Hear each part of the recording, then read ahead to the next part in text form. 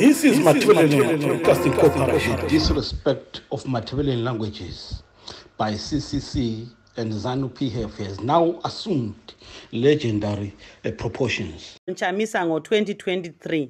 Okokuqala lingaze lethuselwa akula umuntu olibonayo nxa livota ebhokisini lona lelo liyabe lilodwa. Okwesibili votela lapho okwenza ukuthi abantwana bakho benelise ukuthola imisebenzi khanye lehlala kahle enhle. Okwesithathu inguquko iqhala ngawe asivoteleni i-CCC ekanomzana Nelson Chamisa ngo-2023. Okwesine umhlabathi emuntwini wonke umsundu kumbe omuhlophe khanye lokuphiwa imali kwalabo ababengabalwi benkululeko ama-war veterans ethu lalabo abaphathisa ngesikhathini sempi yenkululeko ama-war collaborators.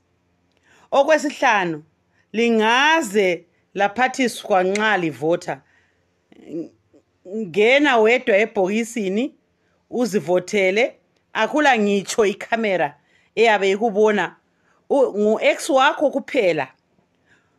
Owesitupa lingaze layengwa ngokudla abalipha khona nxa sebefuna ukuthi libavotele ngemva kokuvotelwa alisababoni abasabonakali bayanyamalala okweminyaka emihlanu bezophenduka njalo sebefuna ivoti yenu.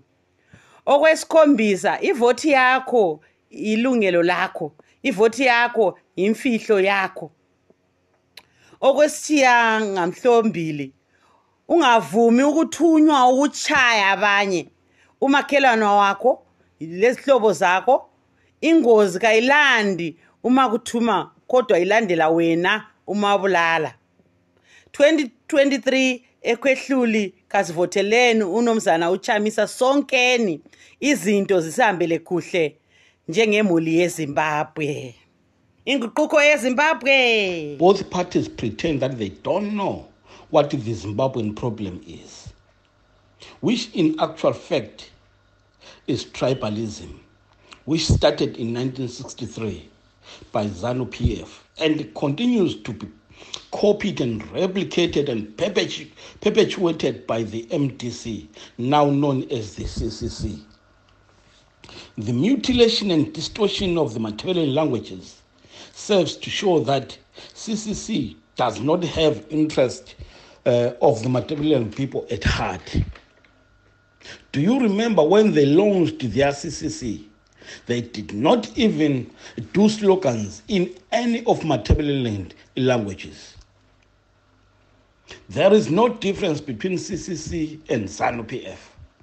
Any hope that it will ever deliver development and justice for the people of Matabeleland constituency is tantamount to navel gazing and chasing mirage in the desert.